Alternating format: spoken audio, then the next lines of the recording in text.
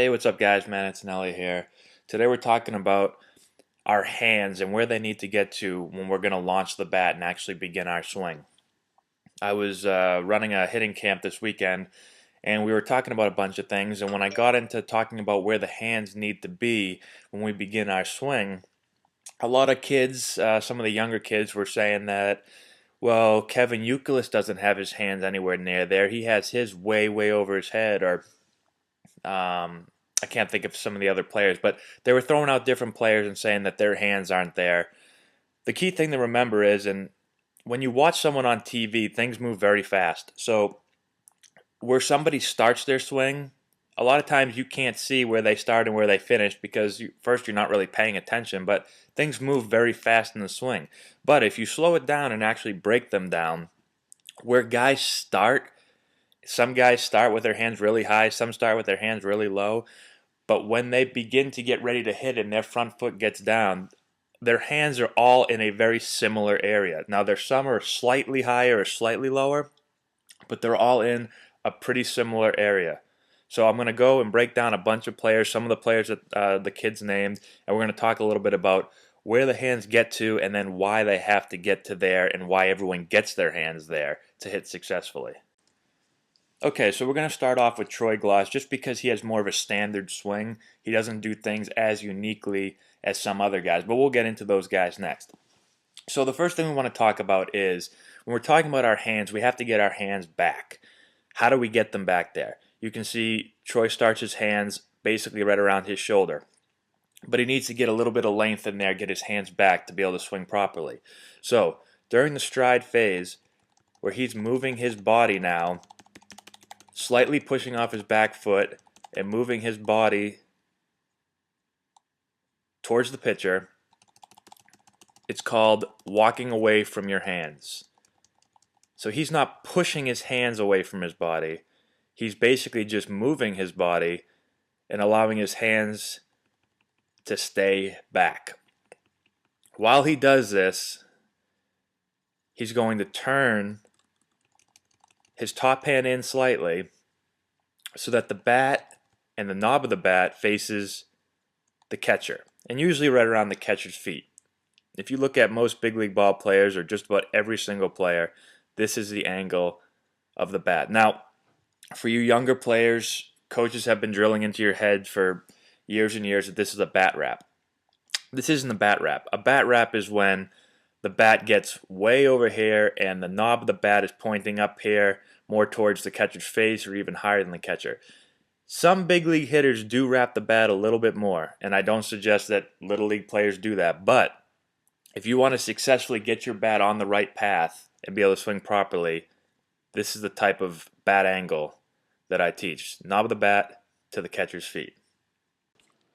Okay, so if we look at where the hands are on major league hitters when their front foot lands and they begin to initiate their swing, almost every single player's hands are back somewhere around their back foot. If you look at Little League players or Babe Ruth players, younger guys, they don't get their hands back enough. Their hands are always in here somewhere, and if you drew a straight line down, it'd be somewhere almost in between their feet, probably a little bit slightly more towards their back foot, but nowhere close to back enough to where they need to be. And if you look at height of the hands, almost every player is going to be right around the armpit. Some will be a little bit lower, some will be a little bit higher, like Troy is here, but they're always going to be in this area. If you film younger kids, when you break down to the point where they're about to begin their swing, some players' hands are way, way over their head. Some players' hands are way down here. They never get their hands into a good area to hit, right around the armpit, shoulder height. Okay, so let's first talk about why the hands need to be around shoulder or armpit height when we begin our swing. If you carry your hands far too high, like a lot of Little League players do, the bat path is going to be straight downhill and much too steep. You're going to be in and out of the hitting zone very quickly. It's almost impossible to get into the correct hitting zone early and stay on the correct swing path for as long as possible. If you start with your hands far too low, like some Little League players do, Usually they're going to collapse backwards. Their first move is to collapse back, and now they have to swing straight uphill from a very tough position. It's going to be a very long swing, and they're also not going to be able to get on the correct bat path as early and stay there. If you start with your hands in this area, like 99% of players do, it's very simple to get on the correct bat path. All they're going to do is drop their back elbow in, and if you watch their hands, they don't move very far up or down. It's basically taking them from here and just moving them from here across the chest and this way. It's very simple to get in the hitting zone. They're not dropping their hands on the ball. They're not swinging straight uphill. They're dropping their elbow so the bat can flatten out early and now start working slightly uphill to match the plane of the ball.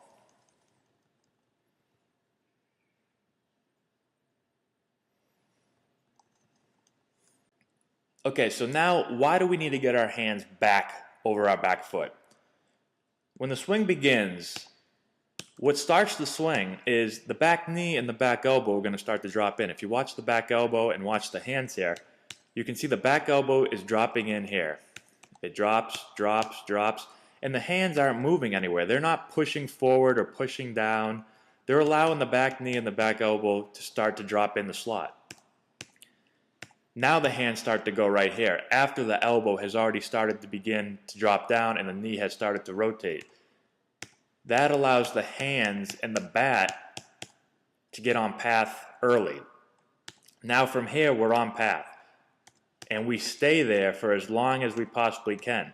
This gives us our greatest chance to impact the ball somewhere in the hitting zone. Guys that swing straight downhill are in and out of the zone very, very quickly. But if you're able to get yourself to get in the zone and stay there for as long as possible, well, that gives you your greatest chance to hit. You can hit the ball slightly out front. You could get the ball back a little bit. Or you could really get the ball back, take it to right field, but you're still in the hitting zone. Pitching's all about disrupting your rhythm and timing, and we're not always going to be able to hit the ball exactly where we want. But if we have a swing that allows the bat to stay in the hitting zone for a longer period of time, that's going to give us our greatest chance to hit. If we do perhaps not recognize a pitch and maybe it's slightly slower than we think or slightly faster, we're in the hitting zone. If you watch the great players like the Albert Pujolses and the Manny Ramirez, basically any major league player, but if you watch the really, really great players, one big thing you'll notice is that they are in the hitting zone the longest amount of time out of any player. They just stay there for a long, long time, and that's why their averages are so high, their power numbers are so incredible. It's because of their bat path.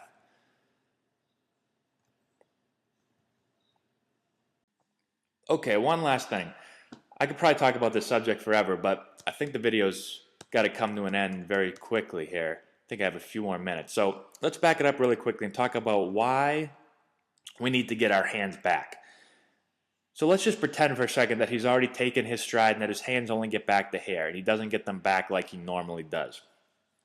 You're not giving yourself any time to get on path. Your hands are too close to your body, and basically it doesn't give you time or any room for your back elbow to drop in, for your knee to start to make its move, and your hands are going to have to come in at a very steep angle because you don't have any room.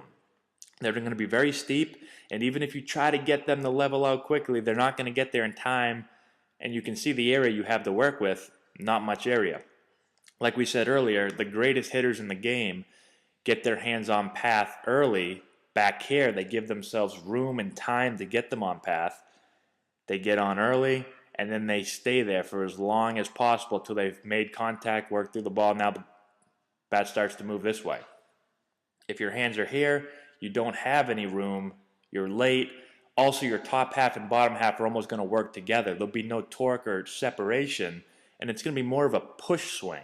You're not going to be able to swing the bat through by allowing your hands to get back, let your bottom half work, and now the swing has gained a whole lot of force coming through the zone. So those are the two main reasons. I'm sorry that I had to kind of rush through them. If there's any questions, please let me know.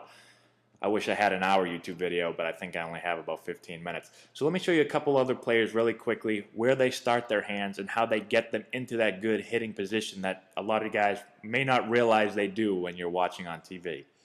Okay, let's start off by talking about Kevin Youkilis, because in the hitting camp, when I talked about this subject, I got yelled at by a bunch of little kids that Kevin Youkilis hits with his hands really, really high. So as you can see, he does start really high over his head in this funky position. But as he gets ready to hit, he drops his hands, and he actually drops them very, very low. As he makes his move, his hands start to come up. And you can see when he lands, when his front foot gets down, if we look at his hands, they're almost in the exact area that Troy Glaus was. His might be slightly lower, but they're back over his back foot, right around armpit height. From here, the elbow keeps dropping in, the hands get on path early, and they stay as long as they can. Now let's take a quick look at Vladimir Guerrero back in the day, because one player said that Vlad was a guy that hits with his hands really, really high. So you can see where he starts, his hands are slightly above his helmet, right at the top of them. And as he gets ready to hit, his hands lower, and when his front foot lands, right there, his hands are back, basically the same exact height as Troy Glaus. About armpit, slightly higher, maybe shoulder height. His hands are no longer up over his head. Now let's take a quick look at Juan Gonzalez. This is somebody, when I was younger, I can remember imitating his stance and swing because of how high his hands started. So I want to take a quick look, and if you watch, his hands start very high, way, way above his head. But as he gets ready to hit, his hands start to lower, lower, lower, and when his front foot lands, you can't see his hands, but they're back right around shoulder height. So you can see how much his hands actually come down. He doesn't swing from right here. His hands lower, they go back, and if we could get a better view, his hands will be back over his back foot, right around shoulder height. As he makes his move to hit, his elbow drops in, his back gets on path early, and now it works for as long as it can on path. And the last guy we can look at real quickly is Barry Bonds. You can see when he gets ready to hit, Barry was a guy that liked to pump the bat way down low. See how low his hands get? But as he makes his move, his hands get back up, and when his front foot lands, his hands are back over his back foot, and although they're kind of tough to see in the crowd, they're right about armpit height. Basically just like every other hitter we've seen. We've seen some guys slightly higher, and now Barry is right around armpit height, but you'll see no one get ready to hit up here, and nobody about to launch their hands when their front foot lands right here. Everybody's in this area, and they're all back. So I hope this helps you see a little bit about how it doesn't really matter where you start, but when you get your front foot down, everybody's basically in the same exact area.